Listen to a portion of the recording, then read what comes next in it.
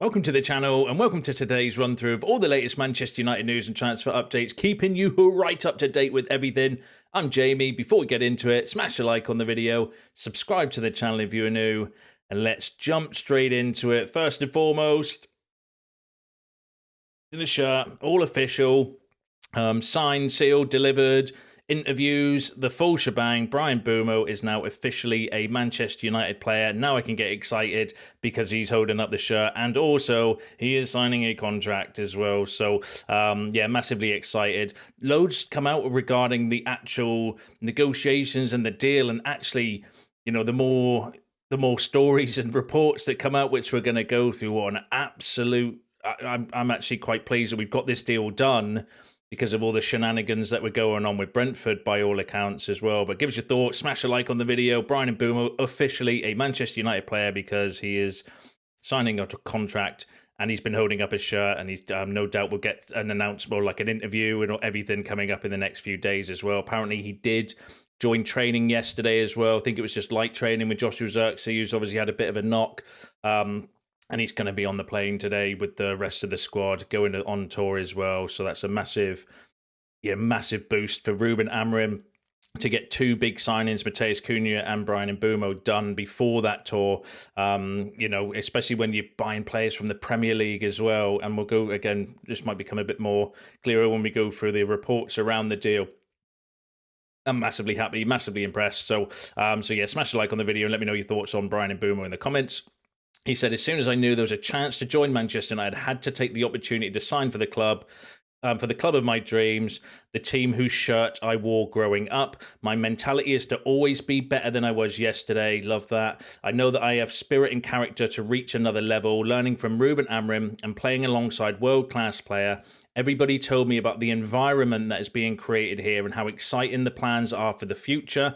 This is a massive club and an incredible stadium and amazing fans. We are all really determined to challenge for the biggest trophy. So those were Bryan Mbeumo's first words to the fans on the official announcement. Jason Wilcox said Bryan's goals and assist record for the Premier League is exceptional. His remarkable consistency has put him amongst the most productive players in England in the last 3 seasons. Bryan's belief in our project and determination to join the club confirmed that he was the perfect fit for Manchester United and the culture we are developing. We are delighted to have secured another one of our primary targets ahead of the pre-season tour. The experience in the US will be perfect for the perfect opportunity for Bryan to work with Ruben and his new teammates as we prepare for an exciting season ahead. So they're the words from Jason Wilcox and Bryan Mbeumo. Interestingly, and anyone else pick up, both went on about environment and atmosphere, and that seems to be the key, which again just highlights maybe that's been one of the biggest issues that we know that it's been one of the biggest issues over the last, you know, God knows how many years as well. So interesting, but they both said it in like their first words about the environment and atmosphere and stuff. I thought that was quite interesting as well, but massively exciting. Can't wait for the tour now to see him actually, you know, on the pitch, playing with the players, and you know, hopefully he can give us that something that we're missing up front as well, because my God, we need goals in this team, don't we? But let's go through the rest of the news regarding the actual deal. So Manchester United is said to be unhappy with Brentford for dragging out the talks and changing their valuation at one stage, raising their demands to 70 million plus 7 million in add-ons. They are also believed to have put pressure on Mbeumo to lower his wage demands so United could offer a larger transfer fee. Like, are they taking the absolute piss? There is a relief at Old Trafford that they have finally captured a player who has averaged an impressive 18 goal contributions per season since Brentford's promotion to the top flight. So that came from Chris Wheeler, which shows some of the shenanigans that were going on. 70 million plus 7 million in add-ons is what they asked after the second bid, according to Chris Wheeler. But then also trying to get Mbeumo to take a pay cut so that we could offer more as a transfer fee as well. Absolute Mickey takers. Samuel Lucker said a similar thing. Manchester United are unhappy with how Brentford conducted themselves during negotiations for Mbeumo, but as though they wanted him to go to Spurs or Newcastle. Arsenal showed interest and Chelsea made a late attempt, but Mbeumo always wanted to go to United. Of course, Chelsea would try and hijack one of our transfers. That's standard, I think, practice now. If we go for somebody, they'll go for them as well. And, you know, inevitably, most of the times they get them as well. But again, the negotiations, by the sounds of things, were very challenging, and maybe that's one of the reasons why it took so long to do, because Brentford were just being, absolutely Mickey takers regarding that as well. But that's interesting that he refused, other clubs, and Chelsea made a late bid for him as well. But it's all done and dusted now. He's on the plane, so he's our player. Rob Dawson said a similar thing. United isn't happy with Brentford's handling of Mbeumo's negotiating, citing changing valuations that reached 70 plus £7 million.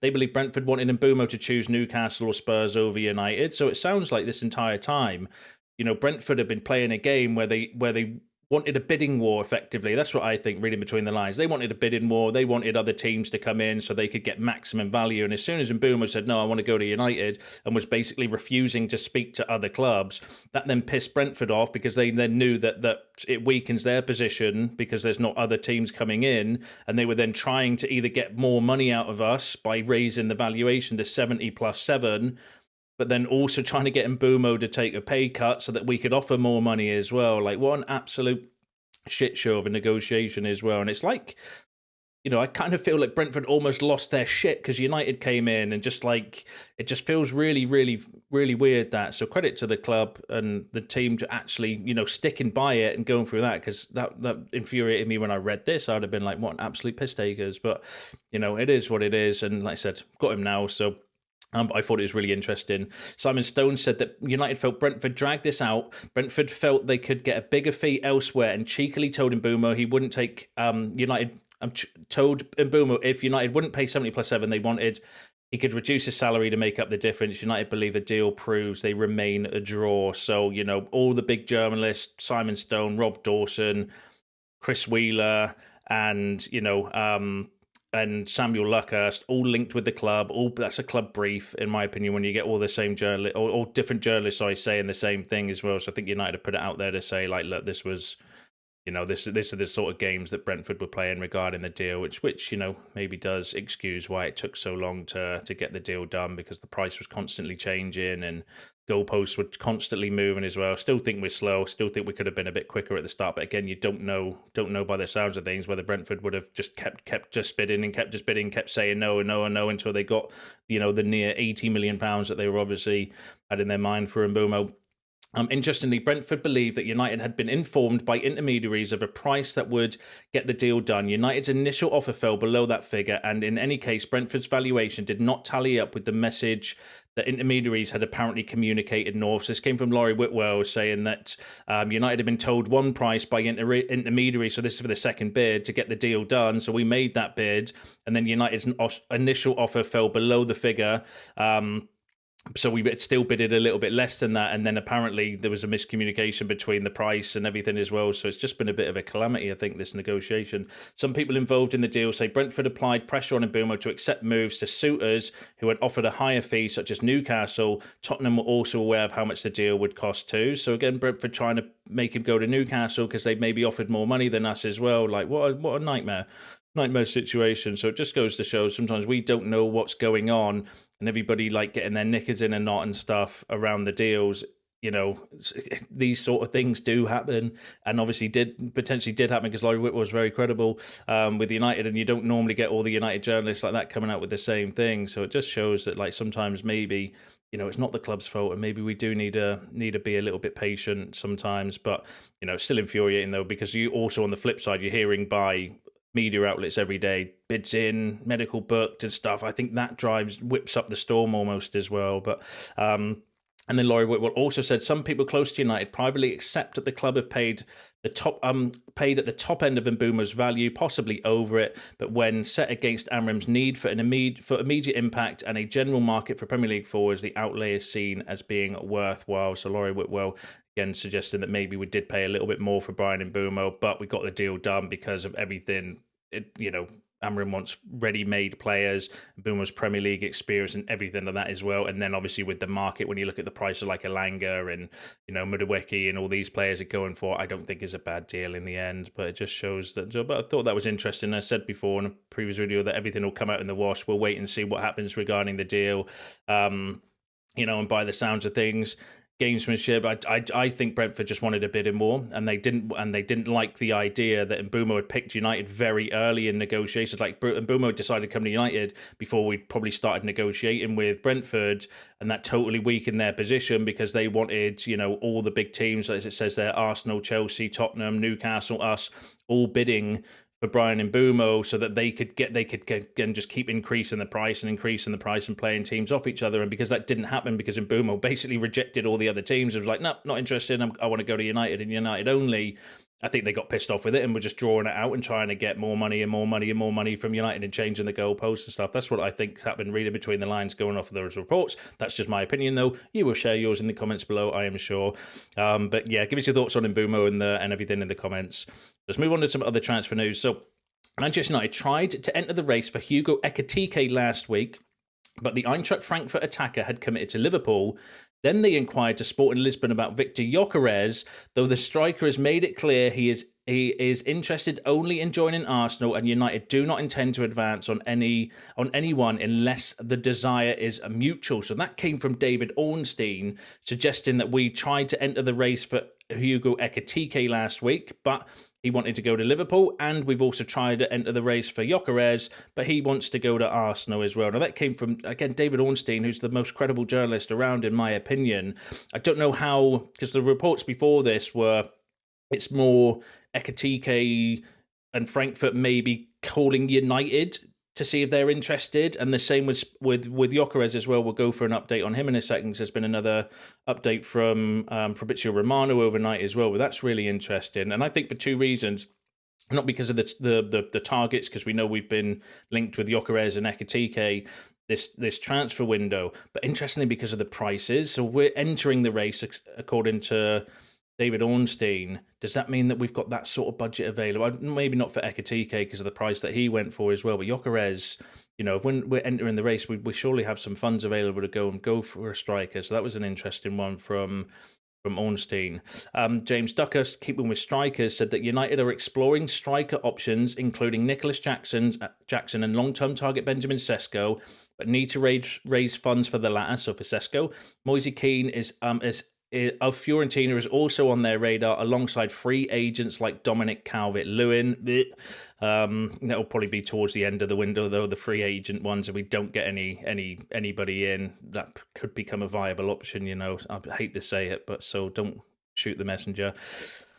And then David Ornstein, also on strikers, said that on other targets, interestingly said United will focus on other areas in no particular order. The goalkeeper department, a number 6 is on the agenda, a defensive midfielder, and then, of course, a number 9. They want to sign a striker. So yesterday, the news was coming out that United were going for a striker and a goalkeeper, or the Mirror was saying that it would be striker and a midfielder. But according to David Ornstein, it's all free, and I'm buzzing about that as well. And some of you were saying in the comments last night and giving your thoughts around, striker and a goalkeeper, striker, midfielder, and fair play, and thanks for getting involved in the channel and sharing your thoughts on it as well. And I was reading some of the comments and I was like, do you know what it is? You make sense around the midfielder, and you were tipping me more towards maybe wanting to go for the midfielder than the goalkeeper.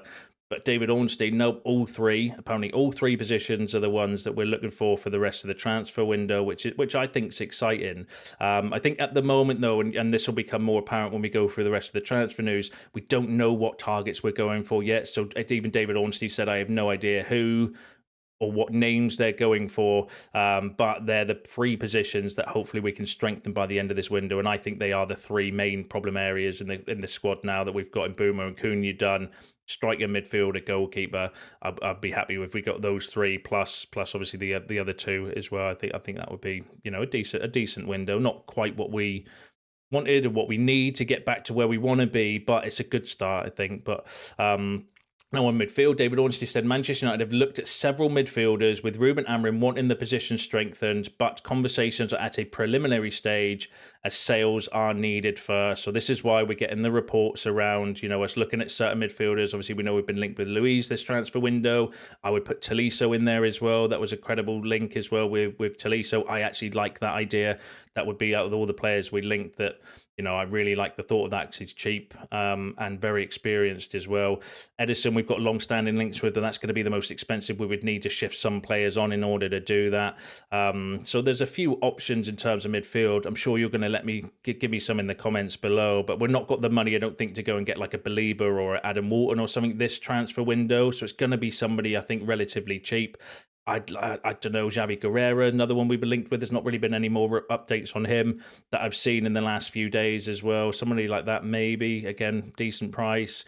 But yeah, give us some suggestions in the comments. That'll be interesting to hear your thoughts on midfield targets. Let's go on to striker. So RB Leipzig want more than £69 million for Benjamin Sesko. That came from Sky Germany. Sky Sports were saying Benjamin Sesko has a release clause which is thought to be somewhere between 68 and 86 million pounds. Okay, well, that's not really helpful, is it? It is understood to be an agreement with Leipzig that he can leave this summer if their value is met.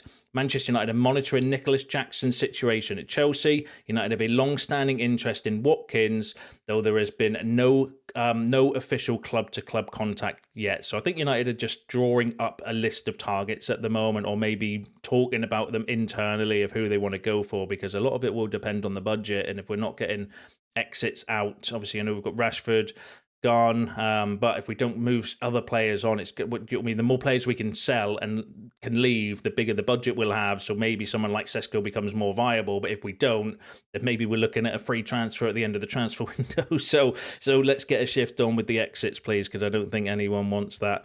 Going off of your comments and everything from previous videos when those stories were released. So, and keeping with Sesko, Benjamin Sesko's contract, valid until 2029, reportedly includes a release clause valued between 70 and 80 million euros. So Christopher Michel giving a little bit more of a specific valuation rather than 69 to 89 million. Like, that doesn't help at all, but between 70 and 80 million euros for the release clause. But yeah, we'll have to wait and see. I don't know if we've quite got that money to go for Sesko. So if the price drops, then maybe he becomes a viable option. David Ornstein, though, on Sesko said that Benjamin Sesko is among those United have kept tabs on, and talks were held last summer with communication open this year, but he is not currently the subject of serious attention.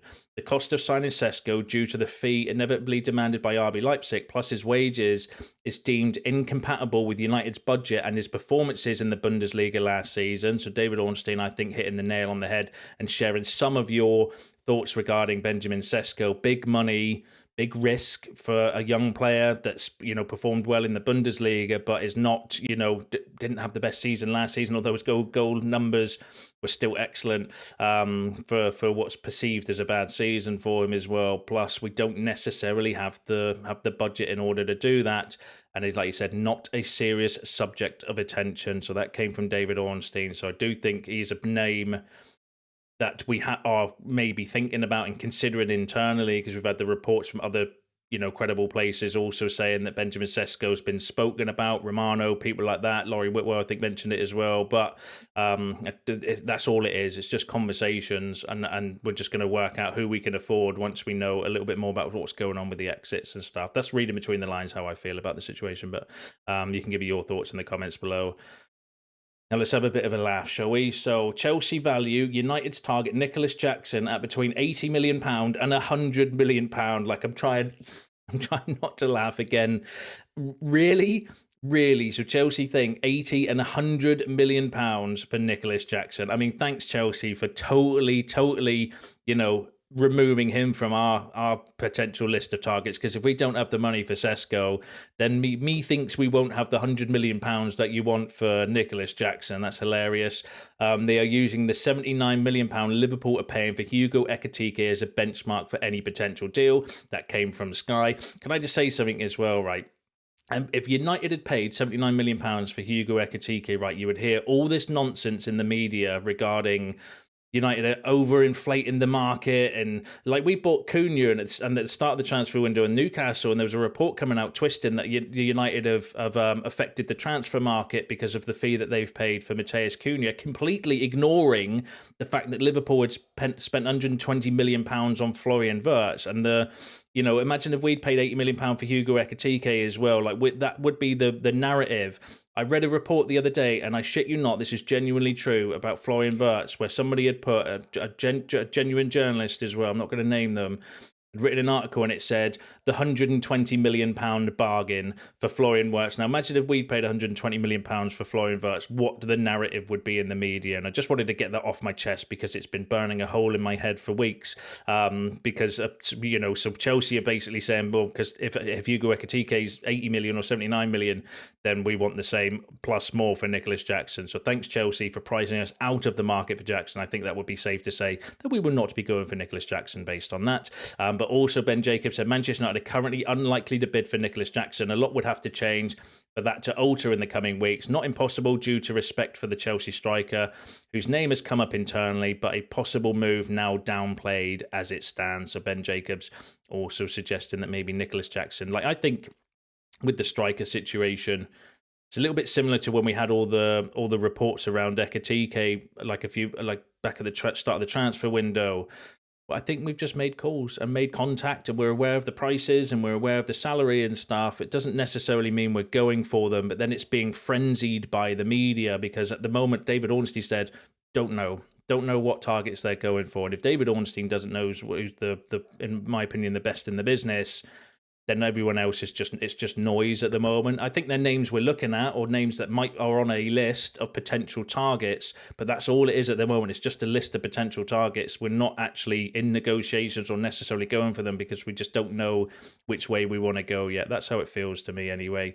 Interestingly though, Fabrizio Romano has said that Man United have been offered the chance to sign Viktor Gyökeres by intermediaries close to Sporting, but the player remains adamant on joining Arsenal. So he's done this on a video overnight, suggesting that over the last 24 hours, so we had the report 2 days ago around a similar thing, and now Fabrizio Romano said it's happened again, where United are being offered the opportunity to come in and bid for Viktor Gyökeres, but Viktor Gyökeres adamant that he wants to join Arsenal. So unless Arsenal pull out of the race entirely, there's no chance of us even hijacking the deal for Viktor Gyökeres. And I wonder if maybe they're waiting for that. What if we were just waiting for that deal to go through? Because if the deal collapses with Arsenal, then the opportunity presents itself for maybe us to go in for Viktor Gyökeres, and maybe that's why we haven't made a move on a striker, because until that deal gets done, we don't know. We maybe don't want to move on, because if that deal collapses and you've got an opportunity to go for Gyökeres, even though the more it goes on and the more I hear these stories of him being adamant and basically rejecting us now to go to Arsenal, it does that hurts a little bit, but we're not in a position where we can be butthurt by those sort of things, and maybe that's possible as well. But I think Sporting are doing what Brentford tried to do with Mbeumo, where they're offering us the opportunity to come in to bid for Gyökeres as to start a bidding war, and I think Sporting are pissed off that Gyökeres has chosen just Arsenal and doesn't want to speak to anybody else, in the same way that Brentford were pissed off that Mbeumo had picked United and didn't want to negotiate with anyone else, because it means they're not going to get a bidding war, which is what teams want when they're selling big players. And I think that's pissed off Sporting, so they're offering him to United, offering us the opportunity to make a bid for him. But as Romano says, he wants to go to Arsenal anyway, so even if we did bid, he's going to reject it while Arsenal is still in the running as well. But interesting. Give us your thoughts on that in the comments below. Now, Romano also did say that I received many questions from you on the situation of Benjamin Sesko, Manchester United. Well, what I can tell you about this story is that Manchester United discussed, and it's important to be clear with the fans and to explain the situation. Manchester United discussed several strikers internally 2 weeks ago. They discussed for the opportunity to go for Ollie Watkins, so a more experienced striker, and they discussed the opportunity to go for Nicholas Jackson, maybe with Garnacho in the deal with Chelsea. They are all internal discussions. So Romano effectively saying what I said before, where we're internally discussing what to do, working out the deals. But interestingly, the main names, Ollie Watkins, Nicholas Jackson, some sort of swap deal with Chelsea. Who knows whether we would go down that avenue? Maybe we would as a way to go. I'd much rather us do something with Ollie Watkins and Garnacho personally, because I think we lose out in that situation with Chelsea if we send Garnacho to Chelsea and then get Nicholas Jackson in return. Yeah, that doesn't excite me too much, and we always lose out on transfers with Chelsea. So I feel your opinions on that in the comments below. But give us your thoughts on all of that. Really interesting. I'm just going to check some updates though, because my phone has been going off it again. There's so much going on. A lot of it's repetitive though. So Benjamin Sesko is not currently a serious target due to the cost of the fee. Okay, that's from The Athletic. United looked at several midfielders with Amorim wanting the position strengthened, but conversations are at a preliminary stage. Yeah, it's just people coming out with what's come out in The Athletic from David Ornstein and that this morning, so no updates there. Right, let's go on to some exit news. So start with Garnacho. So Garnacho, who was subject to bids from Chelsea and Napoli in January, was initially valued at between £60 million and £70 million by United, but the Argentina forward suitors believe he could now be snared for around £40 million, with his position at Old Trafford increasingly untenable. Aston Villa, Tottenham and Chelsea are all thought to be monitoring the situation, along with some clubs overseas, although Garnacho's preference is to stay in the Premier League. So that came from James Ducker in The Telegraph, suggesting, what we've been saying before, with the fact that, we've aired our dirty laundry when it comes to players, and specifically Garnacho as well, decreased his value, and teams think they can get him for around £40 million, where before we were talking £60-70 million as well. So shot ourselves in the foot, I think, by making all of this public, and the fact they've been exiled from the team and stuff like that as well. But also, there comes a time where you have to take that stance, because we cannot let players rule. You can't let the egos and the player power continue. It has to stop at some point, and this, unfortunately, I think, is the pain of having to do that. And I don't blame anybody else but the players themselves, personally. But we're in that position. It's going to be shit. That's why I like the idea of doing something with Villa and Watkins. Personally, that would be my personal preference. I mean, I'd like to sell him for £70 million to Napoli, would be the ideal situation for Garnacho, because then I don't have to watch him develop. I can just block it out of my memory and pretend it didn't happen. And then also we get more money in. That means we can strengthen more. But, he wants to stay in the Premier League. I like the idea of doing that, but I can see us doing something with Jackson, and, just as much as I want that, there is the possibility they could do something with Garnacho and Jackson as well. That can't be ruled out. But give us your thoughts and feelings on Garnacho in the comments.